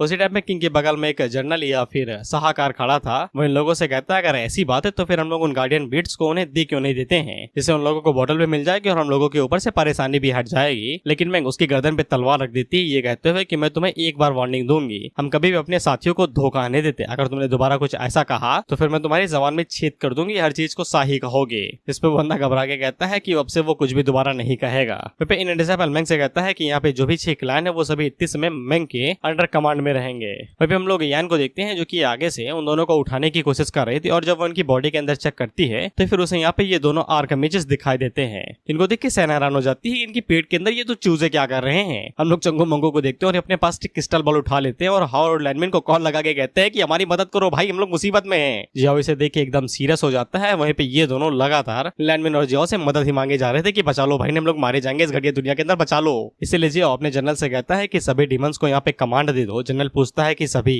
तो जियाओ आगे से कहता है हाँ सभी के सभी। इसके अगले सीन में हम लोग देखते हैं कि सभी डीमंस वहाँ पे लड़ाई के लिए तैयार हो जाते हैं, जिसके बाद जियाओ बाहर निकलता है। इसने पहली बार अपना आर्मर पहन के आया था। इसके बाद जियाओ बाहर निकलता है और उन लोगों को स्पीच देते हुए कहता है कि हम सभी लोग यहाँ पे कई सालों से एक साथ हैं और इतनी दूरी तक हम एक साथ आए हैं, और मैंने कसम खाई थी कि कोई भी हमसे पंगा नहीं लेगा, और अगर वो हमसे पंगा लेता है और हमें बेइज्जत करने की कोशिश करता है तो हम उनके साथ क्या करेंगे। इस पे सभी लोग आगे से चिल्लाते हुए कहते हैं कि मार देंगे, भले ही वो इल्फ हो, डवार्फ हो या फिर बीस्ट मैन हो, जो भी हमसे पंगा लेगा वो मारा जाएगा, कोई भी जिंदा नहीं बचेगा। जिसके बाद ये सभी लोग हमला बोलने के लिए रेडी हो जाते हैं। इसके बाद हम लोग घोस्ट रियलम को देखते हैं और यहाँ पे भी वही सीन चल रहा था। लैंडमिन ने भी अपनी पूरी आर्मी यहाँ पे खड़ी कर ली थी और लैंडमिन उन लोगों से कहता है कि आगे बढ़ो, हम लोग किसी की जान लेने के लिए जा रहे हैं। इसके बाद हम लोग मेंग को देखते हैं जो कि चंगो मोंगे के पास आती है और उनसे पूछती है कि तुम लोग क्या कर रहे हो। तो ये दोनों क्रिस्टल बॉल की तरफ इशारा करते हुए कहते हैं इनसे अपनी पीठ खुजा रहे हैं, पता नहीं झूठ क्यों बोला, पर जो भी ऑथर की मर्जी। फिर मेंग इनसे ज्यादा सवाल नहीं पूछती क्योंकि उसे पता है कि ये दोनों अजीब ही हैं, और वे लोगों से पूछती है कि जो जुए में पैसा जीता था वो कहाँ है। तो ये दोनों सारा पैसा यहाँ पे मेंग के हवाले कर देते हैं। इधर हम लोग साउलो को देखते हैं जो कि किंग के ऊपर चिल्लाते हुए कहती है कि इतना बड़ा कैपिटल है तुम्हारा, इतना बड़ा किंगडम है, सारी आर्मी और गार्ड्स कहाँ पे गए, कहाँ डाल लिए हो गार्ड्स को। इस पे किंग आगे से बताता है कि यहाँ पे 600 सालों से एक भी लड़ाई नहीं हुई, इसीलिए जो भी आर्मी के गार्ड्स थे वो सभी लेबर वन के पैलेस को रिपेयर कर रहे हैं। तो साउलो उसके ऊपर चिल्लाते हुए कहती है एक नंबर की बेवकूफ किंग हो तुम। साइड से मेंग आती है जो कि सारा पैसा लेके आई थी और वो उन लोगों से कहती है कि इसके अंदर वो सभी क्रिस्टल हैं, करीब 60 मिलियन स्पिरिट स्टोन के बराबर, जो उन लोगों ने जुए में जीते हैं, और इतने काफी होंगे ना आर्मी को दोबारा रिबिल्ड करने के लिए। और किंग भागते हुए कहता है हाँ। इसके बाद हम लोग यूए को देखते हैं और इसे फोन से पता चल जाता है कि सभी लोगों की आर्मी यहाँ पे आ रही है, लेकिन उन्हें यहाँ तक डिलीवर करने के लिए एक स्पेसिफिक लोकेशन देनी पड़ेगी, तभी वो लोग यहाँ पे टेलीपोर्ट हो जाएंगे। इसके लिए ये तीनों एक साथ हाथ मिला लेते हैं पहली बार, और ये तीनों यहाँ पे लोकेशन को ओपन कर देते हैं, जिससे वो लोग यहाँ पे टेलीपोर्ट हो जाते हैं। और ये जो तुम आर्मी देख रहे हो ये पूरी ड्वार्फ, इल्फ और ऑर्क की आर्मी है। हम लोग नीड डिसाइपल को देखते हैं जो कि इन लोगों के ऊपर अपने टेक्निक से नजर बनाए रखे हुए था, और इसे जैसे ही पता चलता है कि इन लोगों ने इतनी बड़ी आर्मी को यहाँ पे बुलाया है तो वो आगे से काफी ज्यादा हैरान हो जाता है और मेंग को बताता है कि उन लोगों ने यहाँ पे इमॉर्टल्स की आर्मी लेके आ रहे हैं, और वो इतने सभी हैं कि यहाँ पे हम लोग कभी भी उन्हें हरा भी नहीं पाएंगे। जिस पे ये लोग भी बहुत ज्यादा हैरान हो जाते हैं कि ये क्या हो रहा है भाई। इन डिसाइपल आगे से घबराते हुए कहता है कि हम यहाँ पे 3 इमॉर्टल से नहीं निपट पा रहे थे, अब तो यहाँ पे सैकड़ों आ गए हैं। मेंग उससे कहती है घबराओ नहीं, यहाँ पे जो भी 6 क्लैन है उनकी पोजीशन की रखवाली मुझे दो, मैं देखती हूँ कि उन्हें कैसे असेंबल करना है। पे साउलो किंग को अपने साथ ले जाते हुए कहती है कि तुम मेरे साथ चलोगे, अगर तुम नहीं चाहते कि तुम्हारा नेशन एक झटके के अंदर ही बर्बाद हो जाए। इसके बाद ये सभी क्लैन और आर्मी को लेके इधर उधर फैल जाते हैं और जो भी यहाँ पे मेन गेट्स थे उन्हें यहाँ पे गार्ड करने लगते हैं। साउलो यहाँ पे आर्मी को संभाल रही थी, पे मेंग उन सभी क्लैन मेंबर्स को संभाल रही थी। ये लोग वेस्ट और साउथ गेट को यहाँ पे गार्ड करने के लिए जाते हैं। वेस्ट गेट की तरफ मेंग आती है और साउथ गेट की तरफ साउलो जाती है। इसके बाद ये लोग सामने देखते हैं तो सामने से बहुत बड़ी आर्मी इनकी तरफ आगे बढ़ रही थी, जिनको लीड कर रहे थे डवार्फ। हम लोग डवार्फ किंग को देखते हैं जो कि यहाँ पे भूलिया बदल के आया था, वो सीधा हमला बोलना चाहता था बिना किसी दिक्कत के। उसका चेला आगे से कहता है कि शांत हो जाइए, यहाँ पे ट्रैप भी हो सकता है, लेकिन डवार्फ किंग उसके ऊपर अपना गदा मार देता है। ये कहते हुए कौन शांत रहे साला, इतने दिनों से परेशान था मैं, बच के उधर उधर भाग रहा, मुंह छुपा रहा, अब मैं नहीं रुकने वाला, पूरी तरीके से हमला करेंगे हम लोग। इसके बाद ये ईस्ट गेट के ऊपर धड़ाम से हमला बोल देते हैं। ये कहते हुए चलो रे। मैं अपने लोगों से चिल्ला के कहती है कि जल्दी से गेट को डिफेंड करो। तो फिर हम लोग देखते हैं कि इग्नाइट डिसाइपल आगे बढ़ता है जो कि आसपास के एरिया पे एक सील बना देता है जो कि डिफेंड की तरह काम करेगी। इसके बाद ये लोग यहाँ पे कैस ऑफ क्लैन के वॉल ब्रेकर्स की तरह काम करते हैं, लेकिन वॉल ये लोग ब्रेक ही नहीं कर पा रहे थे क्योंकि दरवाजे के ऊपर सील जो लगी हुई थी। डवार्फ उन लोगों से कहता है 1 सेकंड रुको, मैं देखता हूँ। इसके बाद वो अपने ड्रैगन का यूज करता है और जब फायर ब्रेथ का इस्तेमाल करता है तो वो एक झटके के अंदर ही पूरी सील्स को ही डिस्ट्रॉय कर देता है और ये लोग भी दूर उड़ जाते हैं। इसके बाद इसी तरीके से ऊपर जो सील बने हुए थे वहाँ पे भी हमला किया जाता है और सभी सील यहाँ पे टूट जाती हैं और नॉर्थ और ईस्ट गेट के ऊपर हमला हो जाता है। इसके बाद हम लोग जियाओ के जनरल को देखते हैं जो कि भागते हुए जियाओ के पास जाता है और उसे बताता है कि 10 मिनट के अंदर ही पूरी इमॉर्टल आर्मी यहाँ पे हारी जाएगी और कोई भी नहीं बचेगा। और वो लोग आगे से पूछ रहे थे कि उन्हें क्या करना चाहिए, लेकिन जियाओ खुद ही आगे बढ़ता है। जिसके बाद वो एक किनारे पे जाता है और आगे से हाथ को उठा के the immortal world sky blocking palm technique का इस्तेमाल करता है। तो हम लोग देखते हैं कि आसमान आसमान से एक बहुत बड़ा पाम सीधा ड्वार्फ आर्मी की तरफ आगे बढ़ रहा था, जो कि आसमान से नीचे गिर रहा था। इन्हें डिसेबल आगे से चीखते हुए कहता है कि ये स्काई ब्लॉकिंग पाम अटैक है जो कि डीमन किंग इस्तेमाल कर सकता है। वहीं पे हम लोग उस ड्वार्फ किंग को देखते हैं जो कि निंजा बना हुआ था और वो जिहाओ के पाम अटैक के अंदर कुछ इस तरीके का लग रहा है जैसे कि मच्छर हो। ड्वार्फ किंग अपने आप को भी यहाँ पे बाहुबली समझ रहा था, इसीलिए वो अपने ड्रैगन को छोड़ पाम को रोकने की कोशिश करता है, लेकिन जिहाओ इतने समय ओपी था, इसीलिए वो एक झटके के अंदर ही ड्वार्फ किंग को हराता है, जिसके बाद उसका पूरा हाथ आर्मी के ऊपर गिरता है और आधी से ज्यादा आर्मी एक झटके के अंदर ही डिस्ट्रॉय हो जाती है। जिसपे ये लोग आगे से चीखते हुए कहते हैं कि ये कौन बाहुबली आ गया भाई हमें बचाने के लिए। ये लोग आगे से सोच ही रहते हैं कि कौन इनकी मदद कर रहा है भाई, जिसने एक झटके के अंदर ही आधी से ज्यादा आर्मी यहाँ पे मिटा के रख दी। वह जिहाओ की पाम अटैक के अंदर इतनी ज्यादा दम थी कि ये लोग हिल भी नहीं पा रहे थे आफ्टर शॉक की वजह से। वहीं पे ऑर्क किंग आगे से कहते हैं कि ये क्या हुआ भाई, आधी से ज्यादा आर्मी कौन डिस्ट्रॉय कर गया। जिसके बाद हम लोग युवे और उसकी आर्मी को देखते हैं और ये भी पता नहीं खड़े थे या फिर स्टैंड बाय मोड पे थे, यानी कि जब कोई आर्मी हारेगी तो ये उसके पीछे लग जाएंगे। अब इसके बाद हम लोग ईस्ट साइड के गेट को देखते हैं जिसको साउलो गार्ड कर रही थी, लेकिन इनकी भी हालात कुछ ज्यादा ठीक नहीं थे, इन्हें भी बहुत ज्यादा दिक्कत आ रही थी गेट को डिफेंड करते हुए, क्योंकि ये लोग लगातार हमले करते जा रहे थे। इसके बाद हम लोग लैंडमिन को देखते हैं जो कि इन लोगों के पास पहुंचने की कोशिश कर रहा था। लैंडमिन का जनरल उसे बताता है कि ये लोग जिस स्पीड से आगे बढ़ रहे हैं इन्हें 2 दिन लग जाएंगे वहां तक पहुंचने में। लैंडमिन खड़ा होता है और वहां से जलते हुए कहता है कि मैं आगे जा रहा हूँ, तुम लोग आर्मी को लीड करके लाओ। इसके बाद छलांग मारता है और तेजी के साथ ईस्ट गेट की तरफ आगे बढ़ने लगता है। हम लोग इन्हें डिसेपल और साउलो को देखते हैं जिनको बहुत ज्यादा पावर लग रही थी और ये लोग अपने लिमिट पे आ ही गए थे। उसी टाइम पे लैंडमिन यहाँ पे आता है और वो साउलो से कहता है इतने साल हो गए हैं लेकिन तुम अभी भी नहीं बदली हो साले, तुम्हारे लिए 600 साल हुए, उनके लिए सिर्फ 1 महीना हुआ है। वहीं पे साउलो लैंडमिन को देख के हैरान हो जाती है क्योंकि वो 1 महीने के बाद लैंडमिन को देख रहे थे, लेकिन लैंडमिन अब पहले जैसा नहीं रहा था अभी तक। पता चल जाएगा क्यों।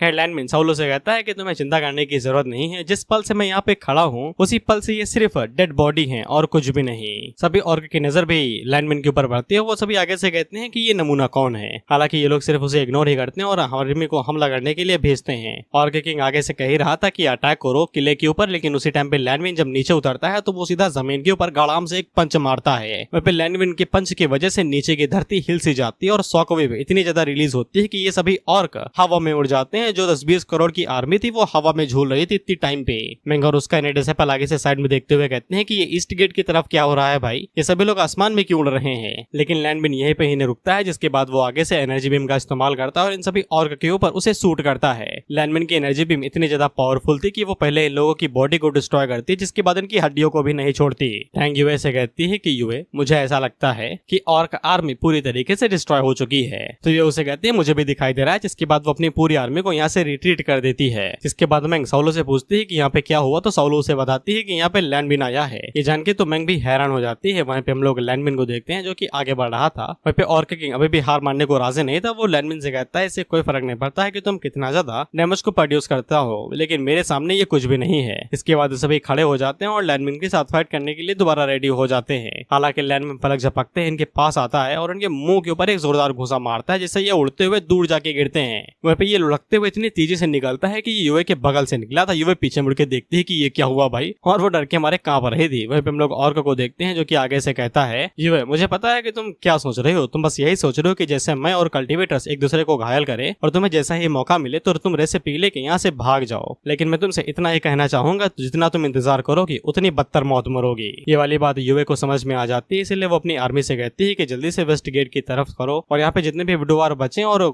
बचे हैं वो सभी अब हमारी कमांड के अंदर हैं। इसके बाद तीनों आर्मी आपस में मिलकर एक आर्मी बदल जाती है और वेस्ट गेट की तरफ हमला बोल देती है। मैंग साउलो को कॉल करके बताती है कि यहाँ पे सभी आर्मी उसकी तरफ आ रही हैं। साउलो आगे से कहती है 1 सेकंड रुको, मैं यहाँ पे साफ सफाई करके आए, लेकिन उससे पहले ही लैंडमिन पलक झपकते ही मैंग के पास आ जाता है। मैंग की आंखें बड़ी हो जाती है कि ये साले आगे से गए इतनी जल्दी, मैंने तो बोला भी नहीं। वहीं पे मैंग ये बात जान के काफी ज्यादा खुश हो जाती है कि लैंडमिन भी यहाँ पे अब एक इमॉर्टल बन चुका है। लेकिन लैंडमिन उसे बताता है कि सिर्फ मैं ही इमॉर्टल नहीं बना हूँ। इसके बाद मैंग पीछे पलट के देखती है तो फिर उसकी नजर जिहाओ के ऊपर पड़ती है जो कि इन लोगों को ही घूरे जा रहा था कि और आगे लड़ने के लिए। हम लोग देखते हैं कि जिहाओ अपनी पूरी आर्मी के साथ आया था। वहीं पे ये दोनों जिहाओ को देख के हैरान हो जाती है। वहीं पे इन दोनों के जैसे यहाँ पे जिहाओ के ऊपर पड़ते हैं तो ये खुशी के मारे कूद उठते हैं। ये कहते हैं कि इस ब्रदर जिहाओ यहाँ पे आ गया, हम लोग बच जाएंगे। वहीं पे निंजा लीडर और स्क्वाड लीडर आगे से हैरान हो जाते हैं जिहाओ को देख के कि हम चीटी के चीटे रहेगा और ये हाथी बन गया। वहीं पे जिहाओ लोगों से कहता है कि तुम लोग आराम कर लो क्योंकि अब से मैं यहाँ पे लीड लेने वाला हूँ और इस कचड़े को तो मैं अकेला ही साफ कर दूंगा।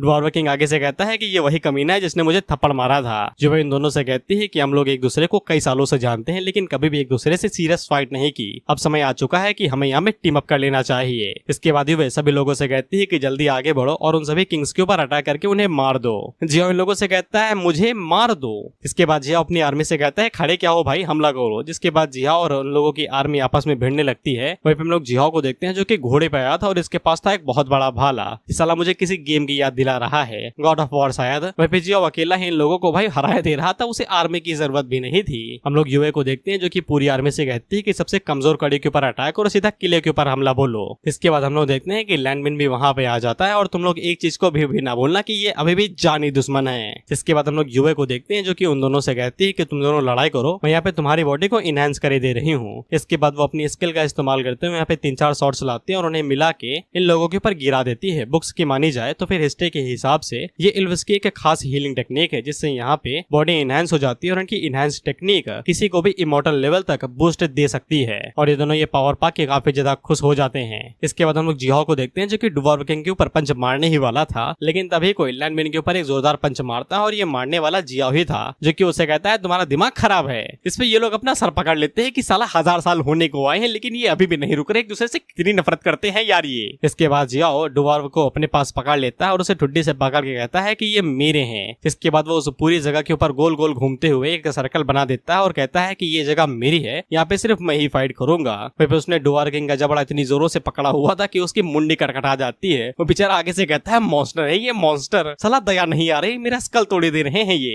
हम लोग लैंडमिन को देखते हैं जो कि आगे से चिल्लाते हुए जियाओ से कहता है कि तू साले कमीने, तू कभी भी नहीं सुधरेगा, तू आज पक्का मरेगा मेरे हाथों। ये तीनों दोनों के ऊपर चिल्लाते हुए कहते हैं कि यार थोड़ी देर के लिए टीम अप कर लो यार, बाद में लड़ लेना, हमें कोई फर्क नहीं पड़ता, हमारी जान बच जाएगी। हम देखते हैं कि आर्मी यहाँ पे वेस्ट गेट को तोड़ने के लिए आगे बढ़े रहे थे और उन लोगों ने दरवाजा खोल ही दिया था। इन लोगों की हलक में आ जाती है, ये कहते हैं कि लोग दरवाजा तोड़ देंगे तो हमारे लग जाएंगे। लेकिन उसी टाइम पे हम लोग जियाओ को देखते हैं जो कि आगे से अपनी टेक्निक का इस्तेमाल करता है तो इसके हाथों में एक मुंडी आ जाती है और हम लोग देखते हैं कि जियाओ अपनी टेक्निक का इस्तेमाल इन लोगों के ऊपर करता है। बेसिकली एक हिप्नोटाइज वाला ही एक मैजिक था जिसकी मदद से अब वो इन लोगों को कंट्रोल कर सकता था, जिसके बाद जियाओ इन लोगों का यूज करते हुए इनकी अपनी ही आर्मी से इन्हें भिड़वा देता है। तो फिर ऑर्कलेटर उन लोगों से कहता है कि इन्हें छोड़ो, वेस्ट गेट के ऊपर अटैक करो जितनी जल्दी हो सके उतनी जल्दी। तो फिर हम लोग जियाओ को देखते हैं जो कि दोबारा एक फॉर्मेशन का इस्तेमाल करता है। तो हम लोग देखते हैं कि जमीन के अंदर से हाथ बाहर निकलते हैं जो कि स्केलेटन्स के थे और वे लोगों को पकड़ के नीचे गिरा दे रहे थे। मैं आगे से हैरान होकर पूछती है कि ये किस तरीके की टेक्निक है भाई। तो इन डिसेबल आगे से बताता है कि वो यहाँ पे सोल्स को मैनिपुलेट कर सकता है जिससे वो क्रॉप्स को कंट्रोल कर पा रहा है। ये डीमन कल्टीवेशन की स्पेशल आर्ट होती है। बिना किसी की दिक्कत के ये लोग यहाँ पे बहुत ज्यादा लार्ज फॉर्मेशन सोल्स को कंट्रोल कर सकते हैं जिनका इस्तेमाल वो लोग किसी को भी मारने के लिए कर सकते हैं। इसके बाद हम लोग देखते हैं कि अब ये धीरे धीरे करके डुवार्व और ओरिफ्लो के ऊपर भारी पड़ने लगे थे। हम लोग ऑर्क किंग को देखते हैं जो कि साइड में देख ही रहा था कि उसी टाइम पे पलक झपकते ही जियाओ इसके सामने आ जाता है। तो ये कौपते हुए कहता है यंग मास्टर, हम लोग बातचीत से भी चीजों को सॉल्व कर सकते हैं, हिंसा नहीं करनी चाहिए, गांधी जी ने यही पढ़ाया था।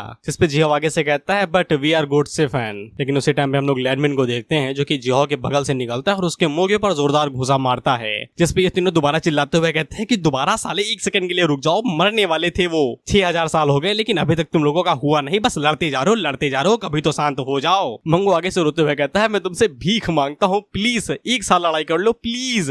लेकिन हम लोग जियाओ और लैंडमिन को देखते हैं ये नहीं सुन रहे किसी की, ये आपस में ही लड़ते जा रहे हैं, एक दूसरे के खून के प्यासे हो गए हैं। और ये आगे से चिल्लाते हुए कहते हैं कि आज भले मैं यहाँ पे मर जाऊं, मर्दानगी चली जाए, नपुंसक मच जाऊं, लेकिन मैं इसके साथ कभी भी काम नहीं करने वाला। वहीं पे हम लोग ऑर्क किंग को देखते हैं जो कि पत्थर के पीछे छुप जाता है और कहता है कि ये दोनों मॉन्स्टर्स है ना ये दोनों। हम लोग युवे को देखते हैं जो कि उन दोनों के ऊपर चिल्लाते हुए कहते हैं कि तुम साले किसी काम के नहीं हो। इसके बाद वो एक शॉट को ऑर्क किंग को देती है, ये कहते हुए इसका इस्तेमाल करो, यही समय है। इसके बाद हम लोग जियाओ और लैंडमिन को देखते हैं और ये अभी भी आपस में लड़े ही जा रहे हैं। मंगो उनसे चिल्ला चिल्ला के कहता है रुक जाओ भाई रुक जाओ। लेकिन उसी टाइम पे हम लोग देखते हैं कि ऑर्क किंग जियाओ के पीछे से निकलता है और वो उसके पेट के अंदर तलवार घुसा देता है। मैं आगे से चिल्लाते हुए कहती है कि मैंने कहा था कि 1 सेकंड के लिए मेरी सुन लो, लेकिन अब हमारे लग गए। हम लोग ऑर्क किंग को देखते हैं जो कि 1 सेकंड के लिए काफी ज्यादा खुश था और वो जियाओ से कहता है बड़ा आया हीरो बन रहा था, हारा गया ना। लेकिन इसकी हंसी, डर और घबराहट एक झटके के अंदर सब बदल जाते हैं जब ये जियाओ को देखता है और जियाओ इसे घूरते हुए देख रहा था, जैसे हम किसी मच्छर को देखते हैं जो हमारा खून बड़े प्यार से पी रहा हो।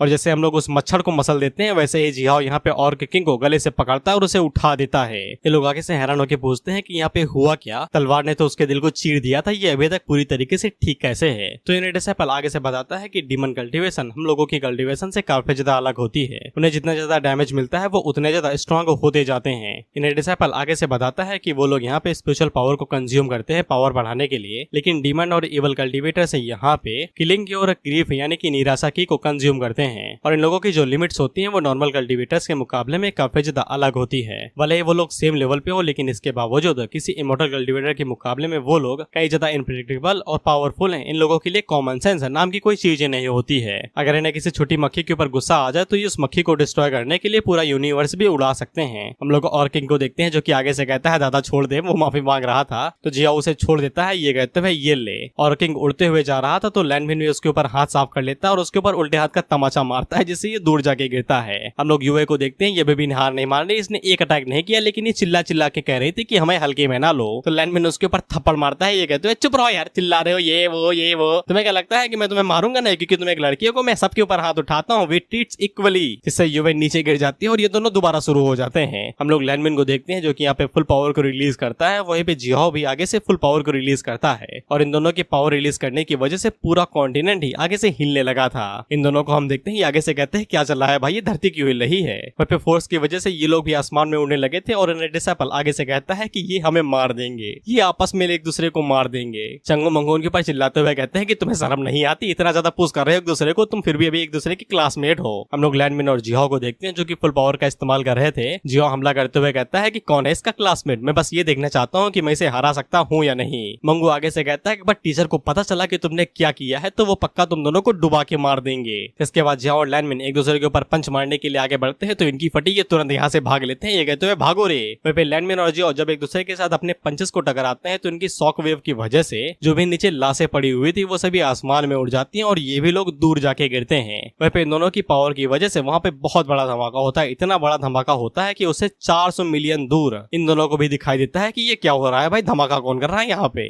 इसके बाद हम लोग डुवार्फ किंग को देखते हैं जो कि आगे अपने चेले से कहता है कि यार कोडिंग हो गई तुम्हारी। इस पे कोडर आगे से कहता है कि मैं भी उस पेंटिंग वर्ल्ड के फ्लो के बारे में चेक कर रहा हूँ। हम लोग और किंग और क्वीन को भी देखते हैं और ये भी अपने कोडर्स को काम पे लगाए हुए थे, ये भी अपना काम पूरा करने ही वाले थे। डुवार्फ किंग आगे से कहता है कि आर्मी किंग्स यहाँ तक कि ऑर्डिनरी लोग उस दुनिया के अंदर जा सकते हैं लेकिन हम नहीं जा सकते जो कि क्रिएटर लेवल पे हैं। किस हरामी ने ये दुनिया बनाई है, साले को पाप लगेगा मेरा। हम लोग यान को देखते हैं जो कि कैसे छींक मारता है। बेसिकली इंडिया में कहते हैं कि किसी को याद करो तो हिचकी आती है, दैट्स चाइना रूल। हम लोग यान को देखते हैं जो कि दुनिया के अंदर घूम रहा था। बाहर से ये दुनिया भले ही नॉर्मल दिखाई दे रही थी लेकिन अंदर से ये बहुत ज्यादा पेचीदा थी। हम देखते हैं कि एक बंदा यहाँ पे यान को कुछ बेचने की कोशिश कर रहा था, जिसके बाद यान जब अपनी आंखें खोलता है तो वो स्पिरिचुअल आइज की मदद से देखता है तो फिर उसे पता चलता है कि ये सभी यहाँ पे इसी एनर्जी से बने हुए हैं। ज्यादातर लोग इन्हें यहाँ पे गॉड से समझते हैं क्योंकि ये वन पंच मैन के गॉड की तरह दिखते हैं, लेकिन ऐसा नहीं है। ये बस एक सिमुलेटेड लाइफ जी रहे हैं यानी कि वीडियो गेम की तरह। हम लोग यान को देखते हैं और जो कि एक पलके के अंदर इस पूरे प्लेनेट को डिस्ट्रॉय कर देता है, इतने खुशहाल प्लेनेट को झटके के अंदर। यानी जैसे इस प्लेनेट को डिस्ट्रॉय करता है तो वो यहाँ से बाहर निकल आता है, यही सोचते हुए कि ये प्लेनेट किसी काम का नहीं है। इसके बाद हम लोग सैन को देखते हैं जो कि अभी भी यहाँ पे लिंग और एन को हील करने की कोशिश कर रही थी, लेकिन इससे कोई फर्क नहीं पड़ रहा था कि वो किस टाइप की पोशन या फिर दवाई का असर वो करती। ये साले उठने का नाम नहीं ले रहे थे, ये कुंभकर्ण को भी पीछे छोड़ चुके थे। लिंग आगे से बताता है कि मुझे तुम्हारी दोस्त ने बताया है कि इन दोनों ने यहाँ पे ब्लैक एंड व्हाइट मेजेस की बोटल्स को निकल लिया था, तो वो पक्का काफी ज्यादा डरावने होंगे, इसीलिए वो शायद से इन्हें उठने से रोक रहे होंगे। रोक तो रहे थे ये आर्कम मेजेस, लेकिन सिर्फ भीख मांगते हुए। ये हमला नहीं कर पा रहे थे। इन लोगों ने लिंग और एन के पैर पकड़ लिए थे, आगे से रोते हुए कहते हैं हम माफी मांगते हैं भाई, हमें यहाँ से ना छोड़ो, हमें अपने साथ लेके चलो। जब तक तुम हमें उल्टी करके बाहर नहीं निकालते हम कुछ भी करेंगे तुम्हारे लिए, गाना बजाना नहाना धोना सब कुछ हम कर देंगे तुम्हारे लिए, प्लीज हमें बाहर न थूको। ये लोग दोनों से पूछते इतना रो काहे रहे हो भाई, तुम लोग तो लेजेंडरी आर्कम मेज हो ना। जिसपे आगे से रोते हुए बताते हैं कि हम लोग है, लेकिन प्रोफेसी यानी कि किस्मत के हिसाब से, सॉरी भंवसिवाड़ी के हिसाब से अगर वो लोग ये वाली समस्या से जिंदा बच जाते हैं तो ये लोग हमेशा के लिए फ्री हो जाएंगे। लेकिन हम लोग यहाँ से बच के भाग नहीं पा रहे, वो हमारे पीछे पड़े हुए, जिंदगी भर भागते ही थोड़ी न रहेंगे, बुढ़ापा आ गया है हमारा, प्लीज हम लोगों के ऊपर दया दिखा के हमें बचा लो please, big sister please. And उन दोनों से कहती है यार तुम लोग डार्क मेजेस हो, आर्क मेजेस हो, थोड़ी तो दया दिखाओ, खुद के ऊपर शर्म करो, क्या हालत बना ली है, थोड़े से तो इज्जत दिखा दो।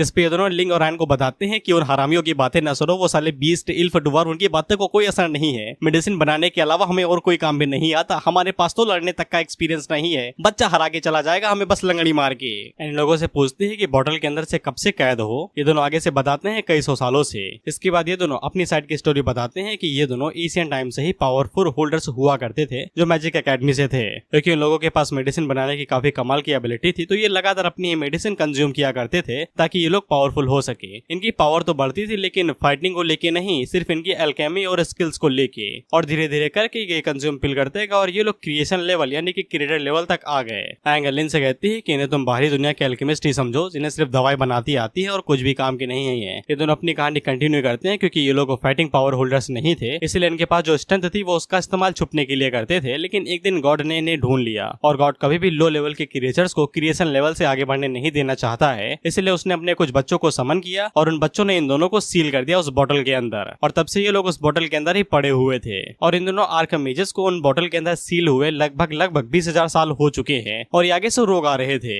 इंगोल्डलाइन आगे से हैरान होकर कहती है कि 20,000 साल ये कुछ ज्यादा ही हो गया यार। इसके बाद एन इन लोगों से पूछती है कि तुम लोगों को सील कौन कर रहा है। ये दोनों आगे से गॉड का नाम लेते हैं लेकिन वो कोई गॉड नहीं है क्योंकि उसके पास ना ही कोई शरीर है ना ही कोई बॉडी, उसे एक लिविंग थिंग नहीं समझा जाएगा। और इन दोनों को ऐसा लगता है कि उस गार्ड का मुकाबला कोई भी नहीं कर सकता है। उसी टाइम में इन दोनों को भी बाहर से आवाज आ रही थी, जिसके बाद हम लोग बाहर का सीन देखते हैं तो बाहर की तरफ जो आर्मी वाले थे, डुवार्फ और ये सब तो हार ही चुके थे, बाकी ये लोग अभी भी जिंदा बचे हुए थे। लेकिन इसके बाद हम लोग देखते हैं कि वहाँ पे बहुत ही ज्यादा पावर इकट्ठा होने लगती है और ये लोग जब उस तरफ देखते हैं तो उनकी चीखें निकल जाती हैं क्योंकि वो सारी पावर इकट्ठा होकर इस दानव के अंदर बदल गई थी। और इस बहुत बड़े बीस्ट को कंट्रोल करने वाले और कोई नहीं डुवार्फ किंग, ऑर्क किंग और एल्व किंग थी। मुझे नहीं पता कि ये लोग इस दुनिया के अंदर आए हैं या नहीं आए या फिर अपनी ही दुनिया से इसे कंट्रोल कर रहे हैं वहां से, लेकिन जो भी तीनों एक साथ काम कर रहे थे और इन तीनों की पावर मिला कि ये दानव बना था। ये लोग उसे देख के घबरा जाते हैं, आगे से कहते हैं कि ये तो गोल्डन इमॉर्टल है, सिट हमारे लग गए। हम लोग लैंडमिन और जियाओ को देखते हैं, ये भी एक साथ नहीं, आपस में ही लड़ रहे हैं कि मैं पहले जाऊंगा। लेकिन लैंडमिन जियाओ का हाथ पकड़ता है और उसे उस गॉड की तरफ फेंक देता है। जियाओ तेजी के साथ आगे बढ़ता है हमला करने के लिए और ये लोग खुश हो जाते हैं कि चलो कम से कम ये दोनों एक साथ काम करें, अब हम जिंदा बच जाएंगे। लेकिन हम लोग डुवार्फ किंग को देखते हैं जो कि जियाओ से कहता है कि तुम अभी भी बच्चे हो बच्चे, तुम्हें क्या लगता है कि तुम हमें हरा भी सकते हो। जिसके बाद वो बस अपने एक हाथ को आगे करता है जिससे जियाओ को बहुत ज्यादा प्रेशर महसूस होता है और वो नीचे गिरने लगता है। लेकिन उसी टाइम पे लैंडमिन भी जियाओ के पास आ जाता है तो जियाओ इस बार लैंड का हाथ पकड़ता है और उसे गोल गोल घुमाते हुए गॉड की तरफ दोबारा फेंक देता है। लेकिन डुवार्फ किंग लैंडमिन को भी पकड़ता है और उसे भी रोक लेता है, ये कहते हुए बच्चे तू अभी भी बच्चा है। हम देखते हैं कि जियाओ सीधा नीचे आके गिरता है लेकिन वो दोबारा खड़ा हो जाता है। हम देखते हैं कि जियाओ यहाँ पे जो बाकी लोग थे उन लोगों की चोटों और दर्द को एब्जॉर्ब कर रहा था, जिससे वो अपने आप को और ज्यादा पावरफुल बना रहा था। ये जियाओ की इनहैंस पावर है। इधर हम लोग लैंडमिन को देखते हैं और ये भी धड़ाम से नीचे आके गिरता है और ये काफी ज्यादा घायल हो चुका था। हम लोग जियाओ को देखते हैं जो कि पूरा जोर लगा रहा था और वो हमला करने के लिए रेडी हो जाता है। डुवार्फ किंग उसे कहता है बहादुर हो बच्चे, लेकिन इसके बावजूद बच्चे ही हो। इसके बाद वो गॉड को कंट्रोल करते हुए यहाँ पे जियाओ को मसलने की कोशिश करता है। गॉड अपने हाथ को आगे बढ़ाता है तो इसका हाथ इतना बड़ा था कि ये पूरे कैपिटल को ही निचोड़ सकता था। इन लोगों की फटके हाथ में आ जाती है कि भागो और ये इधर उधर भागने लगते हैं। लेकिन उसी टाइम पे जियाओ एक लंबी छलांग मारता है और उस हाथ को रोकने की कोशिश करने लगता है जिससे वो हाथ ऊपर जाने लगता है। ये लोग काफी ज्यादा खुश हो जाते हैं कि जियाओ की वजह से ये लोग जिंदा बच गए। लेकिन लैंडमिन इन लोगों को बताता है कि जियाओ ज्यादा देर तक टिक नहीं पाएगा, वो बहुत जल्द ही हारा जाएगा। डुवार्फ किंग जियाओ से कहता है कि तुम में दम है बच्चे, मैंने पहली बार तुम्हारे जैसे किसी किंग को देखा है। जियाओ का जो पावर लेवल है उसे किंग कहा गया है, ओबर और डुवार्फ का जो लेवल है उसे क्रिएटर कहा गया और यान के बारे में तुम्हें पता ही, the absolute god. Dwarf king अपनी बातों को जारी रखता है कि इसीलिए यूकी में और बाकी किंग्स तुम्हारा मुकाबला नहीं कर पाए। लेकिन ये दुख की बात है कि तुम हमसे भिड़ने चले आए और जो क्रिएटर लेवल पे हैं। वहीं पे हम लोग जियाओ को देखते हैं जो अब हार मान रहा था। लैंडमिन आगे से कहता है कि पावर गैप काफी ज्यादा है, उन लोगों को यहाँ पे कुछ ना कुछ करना पड़ेगा। तो चंगो मंगो एक दूसरे की तरफ देखते हैं, जिसके बाद ये अपने पास से वही गिफ्ट बाहर निकालते हैं और लैंडमिन को देखते हुए कहते हैं ये लो तुम्हारे लिए तोहफे। लैंडमिन जब उसे ओपन करता है तो ये आगे से शर्मा जाता है और उस गिफ्ट को फेंकते हुए कहता है कि मैं इसका इस्तेमाल नहीं करने वाला, भले ही मर जाऊं, टट्टे सूख जाए मेरे, मैं इसका इस्तेमाल नहीं करूंगा नहीं करूंगा नहीं करूंगा। ये दोनों आगे से लैंडमिन को इमोशनल ब्लैकमेल करते हुए कहते हैं कि यार तुम मरना चाहो लेकिन हम लोग थोड़ी ना मरना चाहते हैं, क्लास रेप है, साउलू है, सब लोग मारे जाएंगे तुम्हारी वजह से, इस्तेमाल कर लो यार। इस पे लैंडमिन यहाँ पे इमोशनल ब्लैकमेल हो जाता है, वो आगे से रोते हुए कहता है साले हरामियों। इसके बाद वो दूसरे गिफ्ट को जियाओ की तरफ फेंकता है, ये कहते हुए इसका इस्तेमाल करो। जियाओ के हाथों में जैसे वो गिफ्ट लगता है तो वो उसका इस्तेमाल करता है। इसके बाद हम लोग देखते हैं कि वो दोनों जैसे उस गिफ्ट का इस्तेमाल करते हैं तो कोई हाथ आता है जो कि उस गॉड की गर्दन दबोच लेता है। डुवार्फ किंग आगे से कहता है ये क्या है बे। तो फिर हम लोग देखते हैं कि वो गिफ्ट और कुछ नहीं, दी मॉर्फिन थे, मेगाजॉर्ड के मॉर्फिन। इसके बाद हम लोग देखते हैं कि वो गर्दन दबोचने वाला और कोई नहीं, दी मेगाजॉर्ड था। इधर मैंग और साउलो यहाँ पे चंगो मंगो से पूछते हैं कि तुमने उन्हें क्या दिया भाई, वो तो शर्म के मारे रोने लगे थे। इस पे ये दोनों आगे से वही शैतानी हंसी हंसते हुए कहते हैं हमें पता था कि ये ट्रिप कोई बच्चों की ट्रिप नहीं, यहाँ पे हमारे लिए मौत खड़ी होगी, इसलिए ये लोग तैयारी करके आए थे। ये लोग सीधा यान के कमरे के अंदर घुस गए थे कुछ ऐसा लेने के लिए जिससे ये लोग जिंदा बच सके और इन लोगों को वहाँ पे कुछ भी खास मिला नहीं। लेकिन इन लोगों की नजर मॉर्फिन के ऊपर पड़ गई तो ये उसे ही उठा ले आए, क्योंकि उन दोनों की पावर काफी नहीं, इसलिए उन लोगों ने ये मॉर्फिन जियाओ और लैनमिन को दे दिया। हम लोग जियाओ को देखते हैं जो कि साफ कह रहा था कि वो इसका इस्तेमाल नहीं करने वाला, लेकिन लैनमिन उसे कहता है कि मैं करना चाहता हूँ क्या। इसके बाद वो दोनों ना चाहते हुए भी मॉर्फिन का इस्तेमाल करते हैं और आगे से ट्रांसफॉर्म हो जाते हैं। हम लोग धरती के ऊपर बने हुए चांद को देखते हैं। मेगाजॉर्ड को जैसे ही पता चलता है कि उसे कोई बुला रहा है तो वो यहाँ से निकल जाता है भाइयों से माफी मांगते हुए। इसके बाद मेगाजॉर्ड जैसे ही नीचे आता है तो वो एक झटके के अंदर ट्रांसफॉर्म हो जाता है और गर्दन से गॉड को दबोच लेता है और उस गॉड से कहता है कारे तू का मेरी हाइट से कम्पीट करेगा। इसके बाद वो उस गॉड को उठा के दूर फेंक देता है और वो जाके धड़ाम से नीचे जा गिरता है। इस पे ड्वार्फ किंग हैरान होता है, लेकिन ये लोग खुश हो जाते हैं कि कम से कम हमारी चोरी काम तो आई। वहीं पे ये दोनों मन के अंदर सोच रहे थे कि हम लोग सी ही हैं, ऐसा लगता है इस दुनिया के अंदर ना हमने कोई अचीव किया, साला जहां जाते हैं वहां मार खाते हैं और ये लोग पावर रेंजर्स मेगाजॉर्ड इस्तेमाल कर रहे हैं। हम लोग ऑरिफ्ले किंग को देखते हैं, वो भी आगे से हैरान होकर कहते हैं कि ये क्या चीज है। हम लोग देखते हैं कि मेगाजॉर्ड जब यहाँ पे ट्रांसफॉर्म हुआ था तो वो उतनी ही पावर से ट्रांसफॉर्म हुआ था जितनी यैन ने किया था। वहीं पे ये दोनों आगे से हैरान हो जाते हैं कि ये लोग इस डार्क मेगा को समन कर लिए जो कि यहाँ पे सिर्फ टीचर कर पाया था। वहीं पे मेगाजॉर्ड भी इन लोगों से कहता है मुझे लगा कि वो यैन था, लेकिन साला ये तुम लोग निकले। हम देखते हैं कि ये दोनों अभी भी लड़ रहे थे कि ऑपरेशन चेयर के ऊपर कौन बैठेगा, यानी कि चलाने वाली। लेकिन मेगाजॉर्ड इनसे साफ कर देता है तुम्हारी औकात नहीं है, बैठना भी नहीं बाहर फेंक दूंगा। जिसपे इन दोनों का मुंह बन जाता है कि साले हमारी एनर्जी से ही चल रहा है, तू हमें पावर सोर्स दे रहे। लेकिन ये सिर्फ गालियां मन में ही दे पाते हैं क्योंकि इन्हें मेगाजॉर्ड की जरूरत है। लेकिन इसी के बाद हम लोग ड्वार्फ किंग को देखते हैं जो कि और ज्यादा पावर को यूज करता है, तो उसकी पावर बढ़ जाती है और साथ ही में गॉड की भी। मेगाजॉर्ड उन दोनों से कहता है कि इस बार तुम लोगों का अपोनेंट यहाँ पे क्रिएटर लेवल पे है और वो इन दोनों से पूछता है तुम्हारी पावर्स क्या है। जियाओ बताता है कि वो जितना ज्यादा डैमेज लेगा उतना ज्यादा स्ट्रॉन्ग बनती जाएगा और लैनमिन आगे से बताता है कि वो एक इमॉर्टल है, यानी कि मरेगा ही नहीं। इस पे मेगाजॉर्ड इन दोनों की पावर्स को यूज करते हुए कहता है कि फिर तो हम लोग जीत गए, हारने का कोई सवाल ही नहीं है। वहीं पे इनकी पावर बूस्ट की वजह से ये लोग हिल से जाते हैं और उड़ के उधर उधर गिरते हैं। इसके बाद दोनों अपोनेंट एक दूसरे के ऊपर हमला करने के लिए आगे बढ़ते हैं और आकाश में जाके लड़ने लगते हैं। ये बिल्कुल जिगजैग वे में लड़ रहे थे। गॉड अपनी आंखों से लेजर बीम छोड़ता है तो मेगाजॉर्ड आगे से धनुष बाण का इस्तेमाल करता है और उन दोनों की पावर जैसे ही आपस में टकराते हैं वहाँ पे आकाश साफ हो जाता है। इसके बाद दोनों दोबारा तेजी से आगे बढ़ते हैं और एक दूसरे के ऊपर पंचेस की बरसात कर देते हैं, लेकिन इनकी पावर की वजह से ये सिर्फ एक दूसरे के अटैक्स को न्यूलिफाई कर पा रहे थे। मैंग जियाओ और लैनमिन आगे से कहते हैं कि जियाओ और लैनमिन दोनों ही यहाँ पे सेलेस्टियल स्टेज के कल्टिवेटर हैं और वो दोनों ही एक साथ मिलके यहाँ पे गोल्डन स्टेज क्रिएटर के साथ फाइट कर रहे हैं। ये काफी ज्यादा अनकॉमन है। यहाँ पे जियाओ और लैनमिन को काफी जल्दी हार जाना चाहिए था, लेकिन वो दोनों अभी भी टिके हुए हैं। हम देखते हैं कि गॉड एक पंच मेगाजॉर्ड के ऊपर मारता है तो मेगाजॉर्ड काफी ज्यादा हिल जाता है और ड्वार्फ किंग आगे से हंसते हुए कहता है तुम्हें क्या लगता है कि तुम हमें हरा सकते हो, मैं क्रिएटर लेवल पे हूँ, तुम्हें चीर फाड़ दूंगा। हम लोग मेगाजॉर्ड को देखते हैं जो कि अंदर झांकते हुए जियाओ और लैनमिन से कहता है क्या चल रहा है भाई। तो हम लोग देखते हैं कि ये दोनों अभी भी लड़ रहे थे, एक दूसरे को नोच खा रहे थे। ये इनके पास कोई काम नहीं, ये लड़ते रहेंगे हमेशा। इसके बाद हम लोग गॉड को देखते हैं जो कि दोबारा अपनी पावर को यहाँ पे जनरेट करने लगता है और ये और ज्यादा पावरफुल हो जाता है। इस वजह से वहाँ पे एक ब्लड का बवंडर आ जाता है। ड्वार्फ किंग आगे से हंसते हुए कहता है कि हमें हल्के में ना लो, हम इंसानों और गॉड्स की क्रिएशन से काफी ज्यादा आगे बढ़ चुके हैं, तुम बस हमारे सामने छोटे मोटे कुत्ते हो कुत्ते और कुछ भी नहीं। इधर जियाओ और लैनमिन मेगा से कहते हैं तुम ये सच में हैंडल कर लोगे ना यार, हमें लगता है कि हम लोग यहाँ पे कुत्ते की मौत मरने वाले हैं। तो मेगाजॉर्ड उनसे कहता है कि चिंता ना करो, मेरे पास अभी भी मेरे ट्रम्प कार्ड बचा हुआ है। और इसी के साथ ये वीडियो यहीं पे खत्म